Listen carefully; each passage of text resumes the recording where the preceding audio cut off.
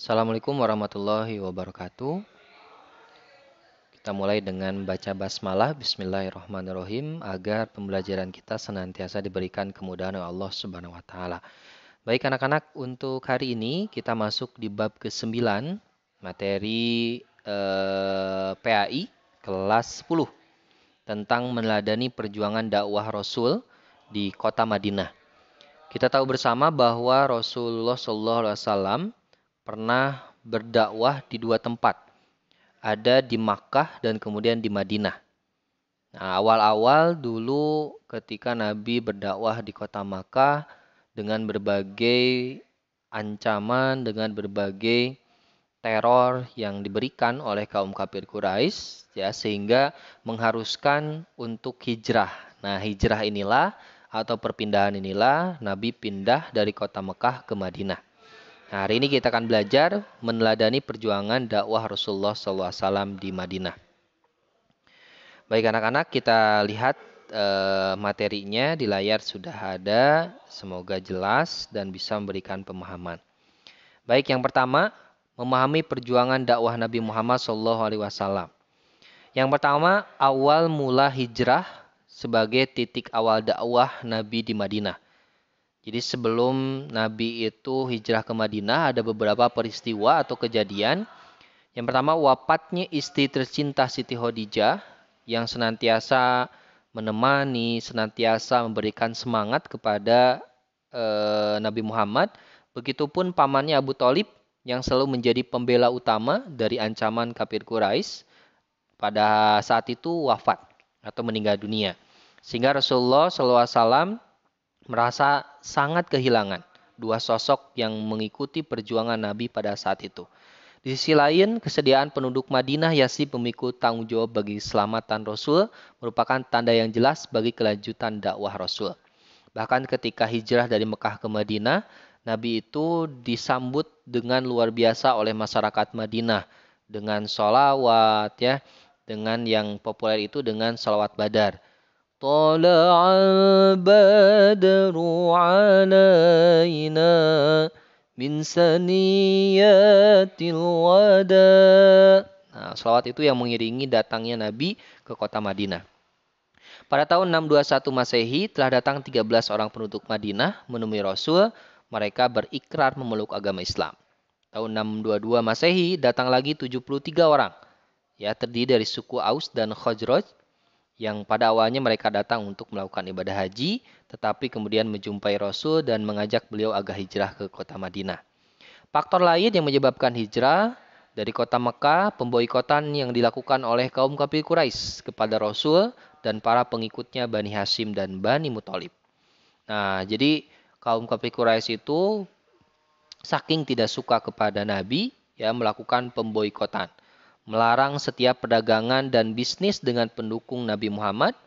Tidak seorang pun berhak mengadakan ikatan perkawinan dengan orang Muslim. Jadi saking luar biasanya nih, ya, pemboikotan mereka, melarang kelas bergaul dengan kaum Muslim. Musuh Nabi Muhammad harus didukung dalam keadaan bagaimanapun. Ini yang terjadi pada saat itu di Makkah, sehingga salah satu alasan hijrahnya Nabi ke kota Madinah.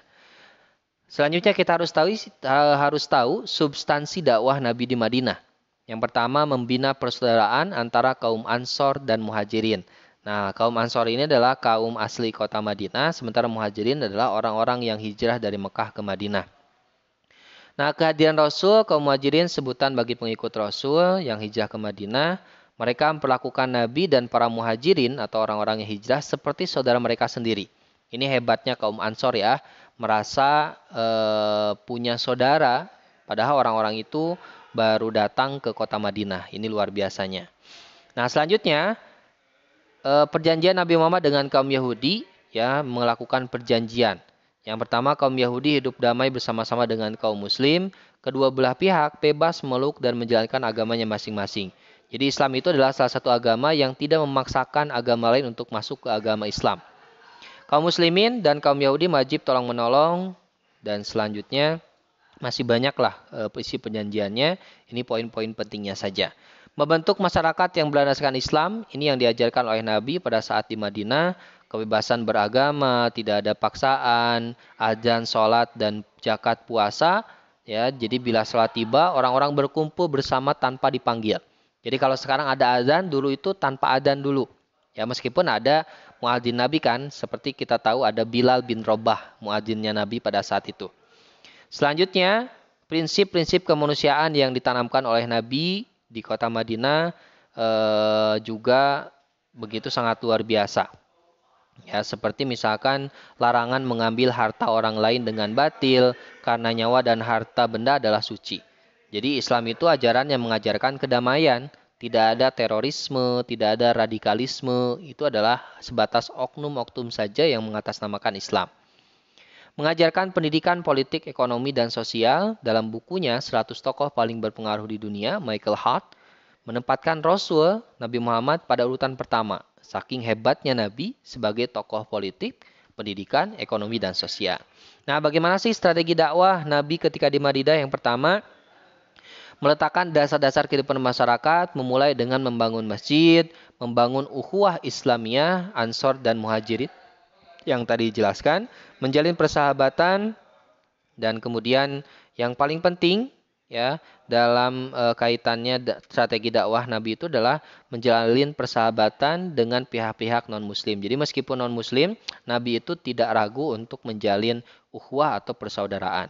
Yahudi dan Nasrani mereka galang atau persatuannya agar memang memiliki rasa kebersamaan secara manusia.